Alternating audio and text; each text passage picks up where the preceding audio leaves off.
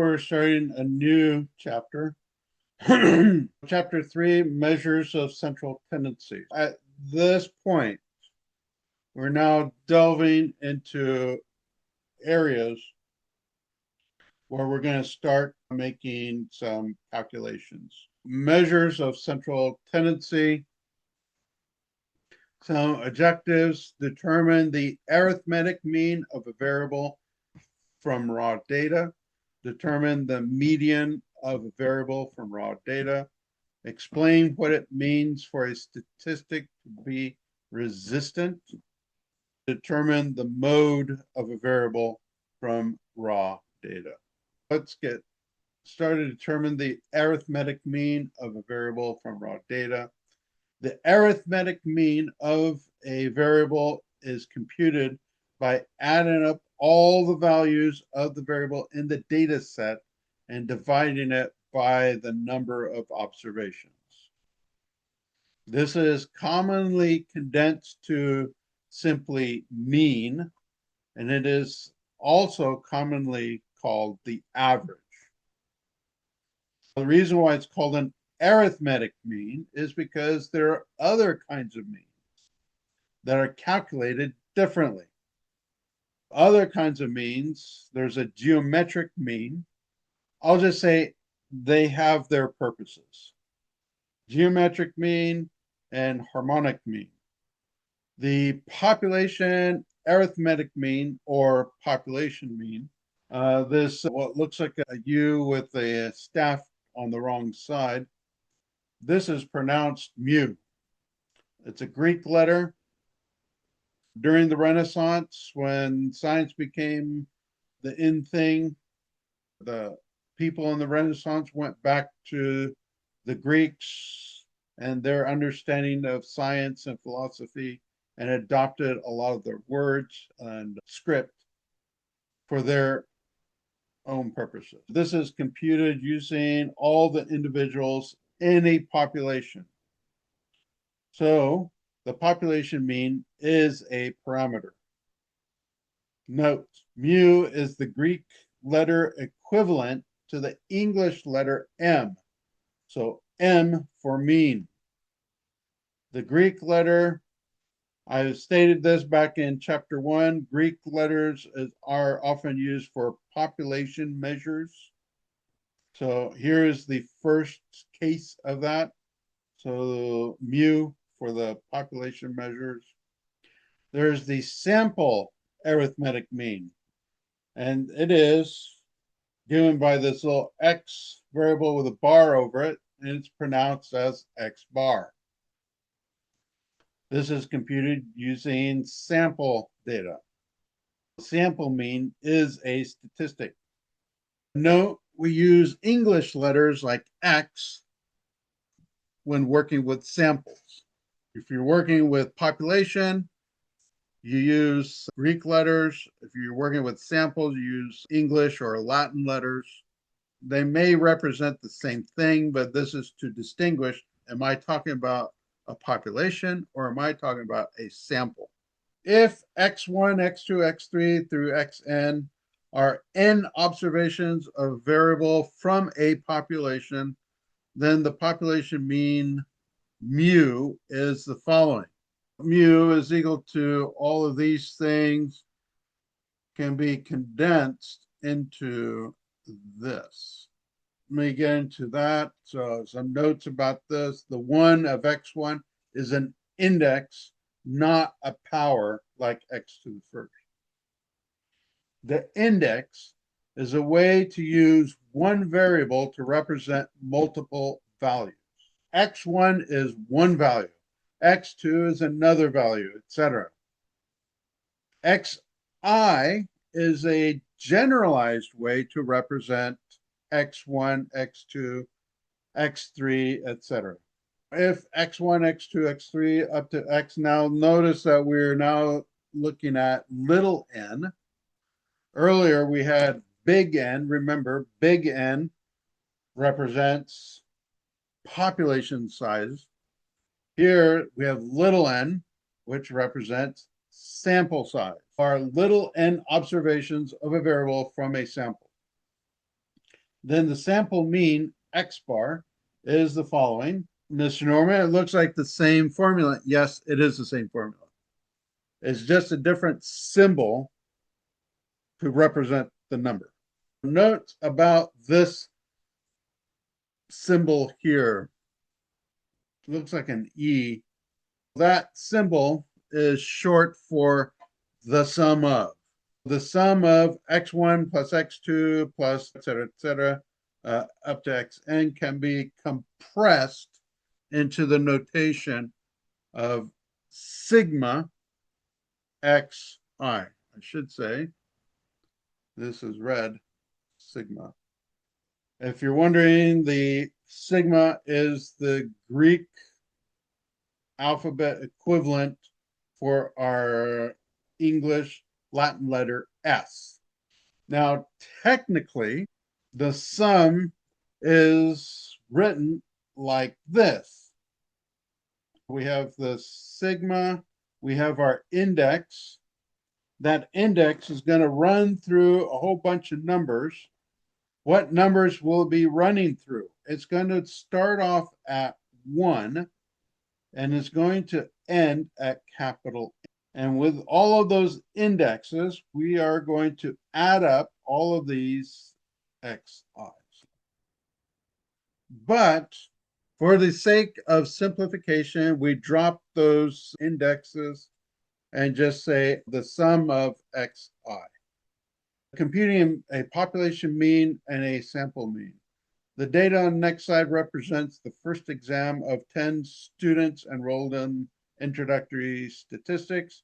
Treat the 10 students as a population.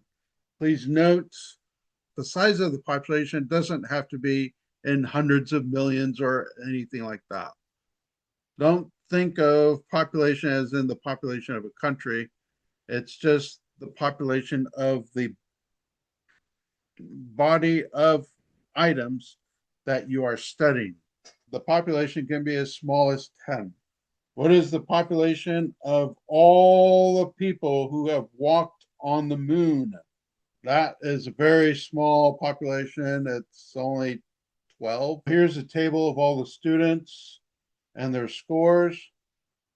Compute population mean.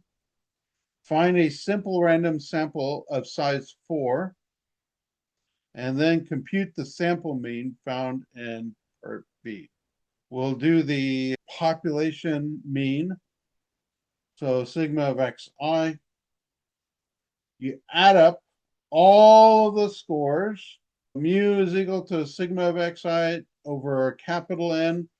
Add up all of these numbers, you get 791. I'll divide by 10, that gives you 79.1. So the population mean score is 79.1. Notes about rounding. In general, the calculated values are rounded to one place beyond how the data is measured. In this case, the data are all in units, 80 points, 86 points, 85 points, 97 points, etc. But the mean is 79.1. The data are represented in units. You're going to round to the 10th place, one place beyond the units for the calculations. This is generally how it works out. What if the data had been measured in 10th place? So 82.3, 77.0, 89.8, etc. Then the mean is calculated as 79.12. The data are in tenths, so you round to the hundredths for the calculation. In a study, generally, if there are no rules mentioned about how rounding is considered, then this is generally how things go. Part B, to obtain a simple random sample of size n equals 4 from the population of size 10, we use a random number generator. The students and the sample are these: Jennifer, with 63, Juan with 88, Rianne with 77, and Dave with 68. Compute the sample mean. That gives you this.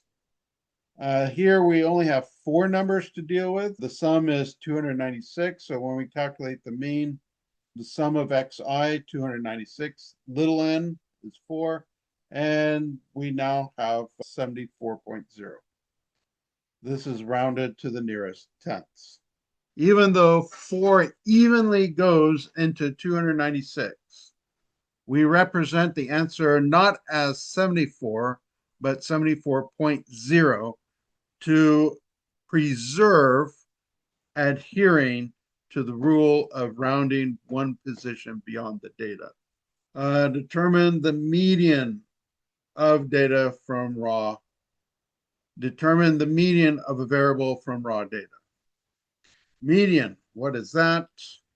The median of a variable is a value that lies in the middle of the data when arranged in ascending order.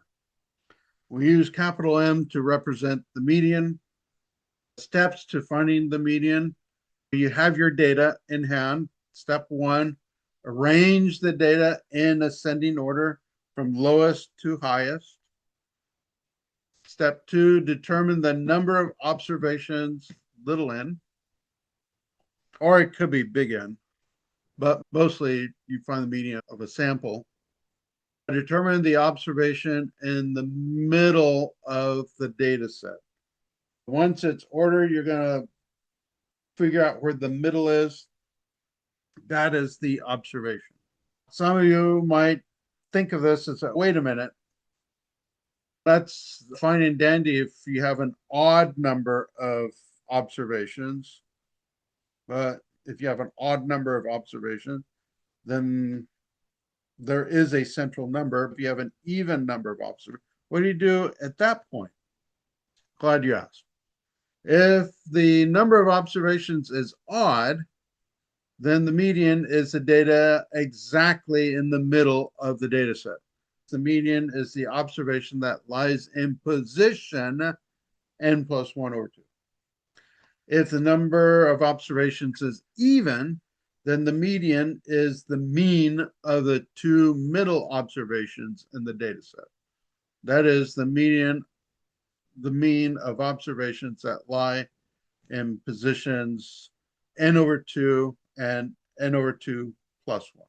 You find the two middle positions, you take the average of the two, the mean of the two, that now becomes your median. Computing a median of a data set with an odd number of observations. The data in the following slide represents the length in seconds of a random sample of songs released in the 1970s. Find the median length of those songs. Here's the list of songs. Here are their lengths in seconds. Oh, I recognize a lot of these songs. Anyway, step 1, you're going to take your data and you're going to order them from lowest to highest. So 179 all the way up to 284. There are 9 observations. Step 3, you're going to find the position in the middle since it's odd. So we'll look at n plus 1 over 2. So 9 plus 1, which is 10, over 2, which is 5. So the median is the 5th data value, that is 217. There is your list of data, and the median is highlighted in bold. And by doing that, now you've split the data into 2 equal parts. Find the median score of the test scores. This is earlier with a couple of changes. Step 1, you got to order them from lowest to highest. There are 12 observations. Now, because n is even, the median is the mean of the 2 middle observations.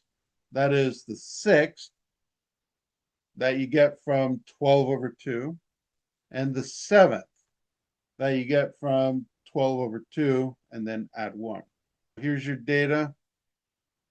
The median is going to fall in between, and you're going to calculate the mean of the surrounding data, the 77 and the 81. That gives you 79. Here, the median is 79. What does it mean for a statistic to be resistant? Example 4, comparing the mean and the median. Yolanda wants to know how much time she typically spends on her cell phone. She goes to her phone's website and records the call length in minutes for a random sample of 12 calls, shown in the next slide. Find the mean and the median of the cell phone calls. Which measure of central tendency better describes the length of a typical phone call? Here's all the data. They're all fairly short except for this one case of 48 minutes. The mean is the following. We add up all the 12 numbers, divide by 12. We get 89 divided by 12. We get 7.416666, which then rounds off to 7.4. All the data were in units, so that means the calculation will be rounded to the tenths. The median is the following. Here's our scrambled up data. We're going to order them. There they are in order.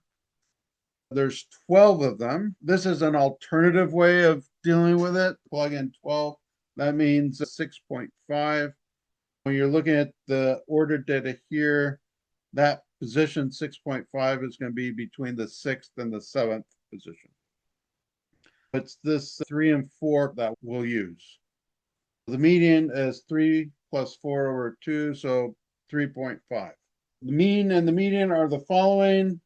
The sample mean is 7.4 minutes. The median is 3.5 minutes. Which measure of central tendency do you think better describes the typical call length?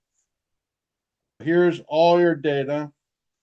Is the 7.4 minutes represent all the or most of the data? Or is 3.5 minutes a better representation? If you think about it, if you were to look at the mean, almost all the observations are less than 7.4. That doesn't sound like 7.4 is representative of the data as a whole. On the other hand, if you look at the data, the majority of them are between 1 and 8 minutes. So when you look at the median, that median is lounging around somewhere in the middle.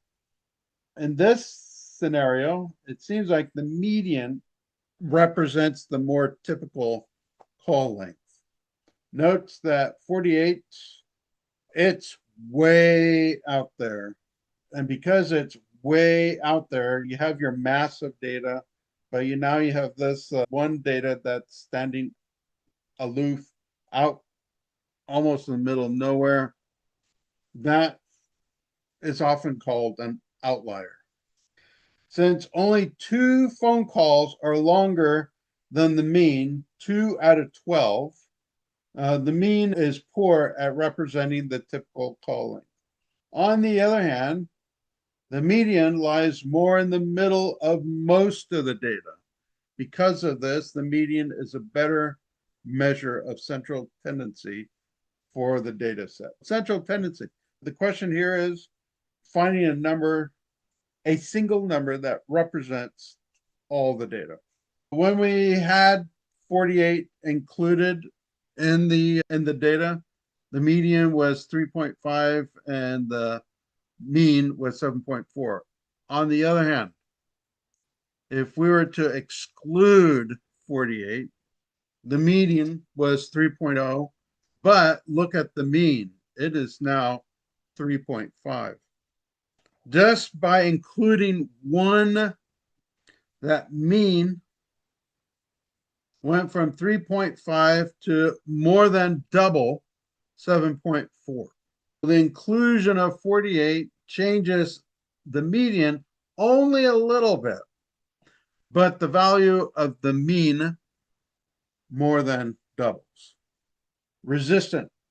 A numerical summary of data is said to be resistant if extreme values, either very large or very small, relative to the data, do not substantially affect the value. From that last example, it appears that the median is resistant because without the 48, the median was the 3. With the 48, it was 3.5. A little bit of change, but not much. On the other hand, the mean without the 48 was 3.5, but with the 48 became 7.4. Now you have a big jump. From the observations, example 4, the median is resistant. In general, it is very resistant to extreme values. But the mean tends to gravitate towards the extreme values. Some people think of the mean as like the center of gravity. Relationship between the mean, median, and distribution shape. Skewed left, the mean is substantially smaller than the median. Symmetric, the mean is roughly equal to the median. Skewed, the mean is substantially larger than the median. The mean wants to go where the masses are. Here's a graphical representation. So the median is over here, the mean, or the left skewed, the mean. Remember, it gravitates towards the extreme values. The extreme values and the left skewed is towards the left. If it's symmetric, well, then the mean and the median are going to be roughly the same. Right skewed, now all the extreme values are in the right. And that is where the mean will gravitate towards. Note the mean is drawn to extreme values. Example number 5, describe the shape of the distribution. The data in next slide represents the birth weights in pounds of 50 randomly sampled babies. A, find the mean and the median birth weight. B, describe the shape of the distribution. And C, which measure of central tendency better describes the typical birth weight. Here's all the 50 values, just to make sure it was understood that I put in blank. These are all 50. 6 times 8 is 48, then 49 and 50, which leaves 4 blanks. A, the sample mean. Add up all of these numbers from 5.8 to 6.7, divide it all by 50, and you get this repeated number. Since the data is measured to the 10th place, round off the mean to the 100th place, 1 place further. So that X bar now becomes 7.4. The median is 7.53. Frequency histogram with the mean and median labeled is shown in the next slide. The distribution is bell-shaped. We have further evidence of the shape because the mean and the median are close in value to each other. Because the mean and the median are close in value, we use the mean as the measure. There's your histogram. The mean was 7.35, so that's going to fall in this middle classification. The other one was 7.4, just a little bit higher, but still in this middle classification. The two are fairly close to each other. Notice that it does loosely resemble a bell-shaped curve. If you notice here, the classifications, the class width is what looks like 0.5 with a starting point at 5.7. Determine the mode of a variable from the raw data. What is the mode? This might be new to a lot of you. but it's fairly simple. The mode of a variable is the most frequent observation of the variable that occurs in the data set. A set of data can have no mode, one mode, or more than one mode. If no observation occurs more than once, we say the data has no. Finding the mode of quantitative data, the following data represents the number of O-ring failures of all space shuttle flights prior to the fatal flight of the Space Shuttle Columbia that occurred on January 28, 1986. The source is this is the report of the Presidential Commission. Personally, I remember that one. Anyway, order the data set from least to greatest. There's the ordering of the data set. Find the mode number of O-ring failures. That's fairly simple. Whichever value occurs most frequently, that's the mode. Tell you the number of times we observe each data value. The data with the highest frequency is the mode. The mode is 0 because it occurs most frequently 17 out of 23 times.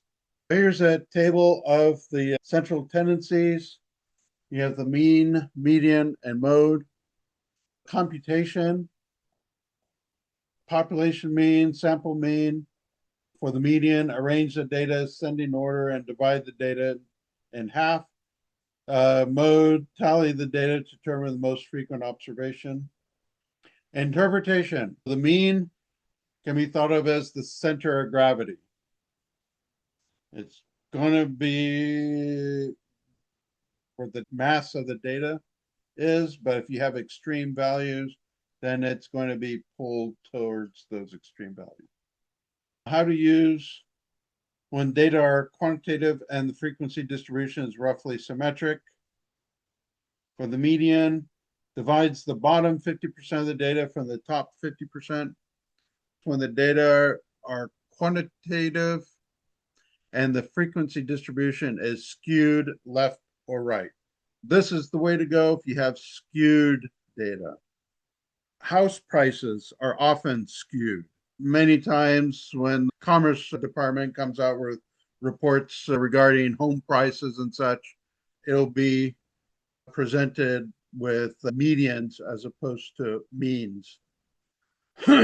Mode, most frequent, when most frequent observation is desired, measure of central tendency, or the data are qualitative.